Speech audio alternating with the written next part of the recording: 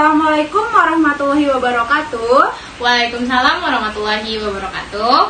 Perkenalkan, nama saya Eka Aprilia Pratiwi dan partner saya Agustina Sanisa Fridawati. Kita berdua mahasiswi dari STAI Buatan Duri 2.1 PAI. Di sini kita akan mendiskusikan tentang suatu judul yang membahas tentang bagaimana visi dan misi kamu apabila kamu memegang suatu pemerintahan. Gitu ya teman-teman. Di sini kita akan membahas perbincangan yang disebutkan sama Eka tadi. Langsung aja ya kita masuk ke topik pembicaraan kita. Kalau misalnya Eka sendiri suatu saat nih bakal berkecimpung di dunia pemerintahan, gimana sih tanggapannya tentang visi-misi kedepannya? Mungkin pertama itu dari visi dulu ya. Visi boleh. Eka itu ingin menolak negara lemah dengan melakukan reformasi sistem dan penegakan hukum yang bebas dari korupsi, bermartabat dan terpercaya. Itu dulu. Begitu. Iya. Karena kita lihat juga kan beberapa dari nggak usah kita sebutkan namanya, banyak sekali yang berkecimpung di dalam dunia korupsi ya Ya, kan. betul. Selanjutnya gimana nih dengan tanggapan Eka? Poin-poinnya?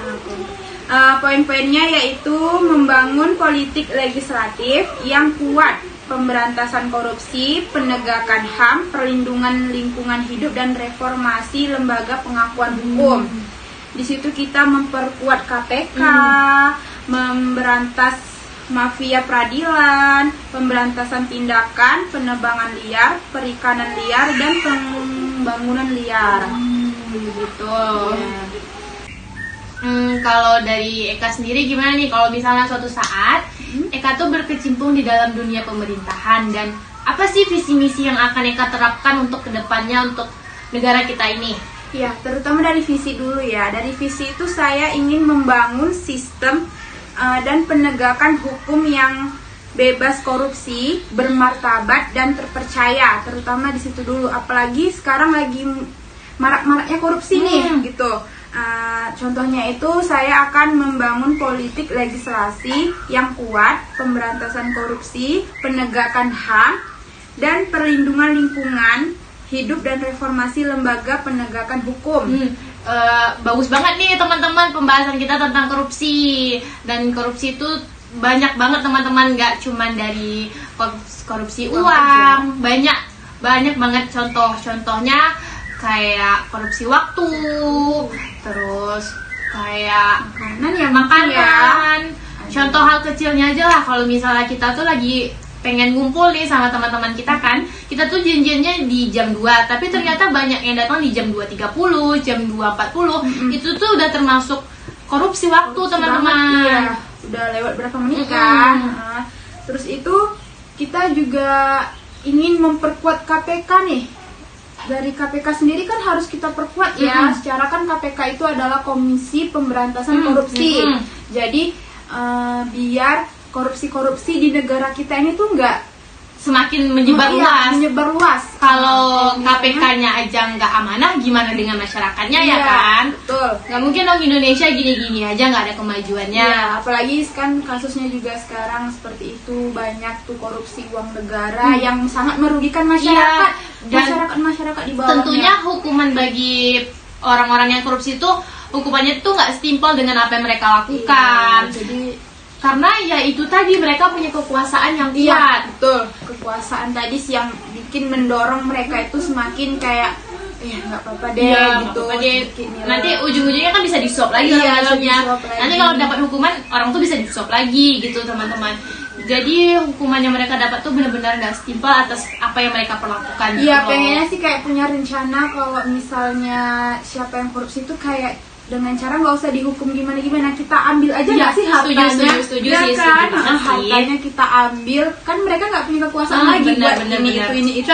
Contoh kecil aja, orang miskin aja nggak bakal dihargai. Iya, ya kan? betul, nggak bakal dipandang gitu. Apalagi kalau misalnya orang korupsi itu hartanya kita ambil semua, otomatis mereka nggak punya kekuasaan lagi dong. Betul. Jadi ya mereka memang nggak punya hak untuk apa-apa, dan masyarakat yang besar yang awalnya dia terpandang itu jadi udah nggak ngehargai dia lagi ya karena mereka tadi nggak punya uang lagi mereka udah nggak punya kekuasaan. seharusnya sih mereka mendapatkan hal yang seperti itu. Iya betul. Kalau misalnya cuma di penjara aja ya, kemungkinan kan kalau masih ada uang di kantong juga kayak ini ya penjara. Terus Iya. tapi aku bisa jalan-jalan atau penjaranya VIP seperti itu. Seperti itu sih teman-teman kalau pembahasan kami tentang korupsi tadi tuh. Oke, kan tadi masalah korupsi tadi kan itu menurut pandangan Eka nih. Jadi gimana nih menurut pandangan Tina untuk Indonesia ke depannya? Kalau menurut aku sih pemerintahan itu lebih melihat dari kacamatanya bagi masyarakat yang tinggal di pedalaman, di pedesaan, kayak yang tinggal di daerah sempit, contohnya kayak di gang-gang sempit, mereka itu kurang mendapatkan fasilitas yang baik. Contoh kecilnya aja kayak pembangunan jalan, mereka itu nggak mendapatkan apa yang seharusnya mereka dapatkan. Mereka itu kayak jalannya tuh lebih kayak kotor, berlumpur, ya karena itu tadi mereka tidak melakukan pembangunan Secara jalan merata itu. juga ya ke daerah-daerah terpencil. Dan kasihan kan mereka udah tinggal di pedesaan, tidak mendapatkan apa yang seharusnya mereka mendapatkan. Itu kan seharusnya mereka mendapatkan itu kan, karena itu kan hak kita semua sebagai warga Indonesia kan. Berbeda halnya dengan masyarakat yang tinggal di perkotaan, mereka itu mendapatkan fasilitas yang sangat baik. Orang tuh tinggal di dekat rumah yang perkotaan, jalan-jalannya juga bagus, terus disediakan apa tuh grand AC-nya, itu kan mereka tuh mendapatkan semuanya. Dan sebenarnya yang tinggal di perkotaan tuh kita bisa melihat sendiri, mereka tuh lebih ke yang kayak menengah ke atas gitu loh. Apapun yang mereka mau tuh mereka bisa dapatkan. Beda halnya dengan masyarakat yang tinggal di pedesaan gitu, mereka itu bekerja untuk mencari makan dari hari ke hari. Itu juga sulit. Tapi itu yang sangat disayangkan, pemerintahan tuh terlalu buta untuk masyarakat yang tinggal di pedesaan itu tadi. Lebih harus melakukan pembangunan secara merata ya ke dalam merata. pedesaan-pedesaan itu, Jangan hanya yang di atas kota-kota saja. Kasihan kan bagi mereka. Dan mereka juga mau pergi bekerja, kayak mereka mau bertani dengan Honda mereka yang nggak seharusnya bisa dibilang nggak layak pakai, yang udah ya gimana gitu kan, kita bisa lihat sendiri dengan jalan yang becek, mereka harus menempuh itu kan, kasihan kita kan. Sementara pemerintahan ini lebih Condong ke atas lah ya. ke mereka yang ya merakyat ya seperti itu menurut pandangan aku. Boleh diminum nggak? Boleh. Haus banget dari tadi kan kita Silakan. berbincang terus. Oke, makasih.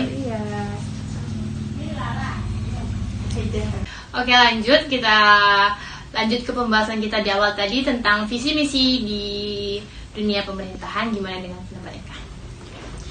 Visi misi selanjutnya itu saya ingin menghadirkan kembali negara yang melindungi segenap bangsa dan memberikan rasa aman kepada seluruh warga negara.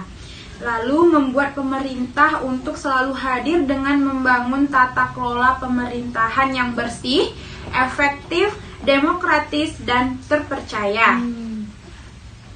Lalu membangun Indonesia di pinggiran negara, memperkuat daerah-daerah dan desa dalam kerangka negara kesatuan, meningkatkan kualitas hidup manusia Indonesia yaitu dengan cara program Indonesia Pintar melalui wajib belajar 12 tahun. Begitu. Tanpa dimintai pungutan biaya ya. Lalu ingin meningkatkan produktivitas rakyat dan daya saing di pasar internasional sehingga bangsa Indonesia bisa maju serta bangkit bersama dengan bangsa Asia lainnya. Lalu mewujudkan kemandirian ekonomi dengan menggerakkan sektor-sektor strategis ekonomi domestik. Oke, lanjut.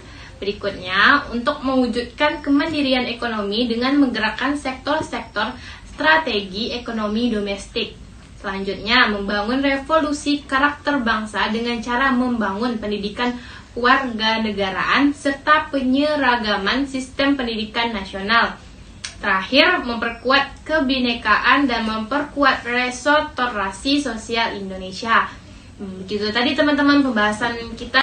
Oke teman-teman, itu tadi pembahasan kita tentang dunia pemerintahan.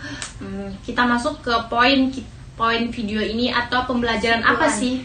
Kesimpulan apa sih yang bisa diambil dari video kita ini? Ya, kesimpulannya yaitu adalah ingin terwujudnya Indonesia maju yang berdaulat, mandiri dan berkepribadian berdasarkan Pancasila. Begitu tadi.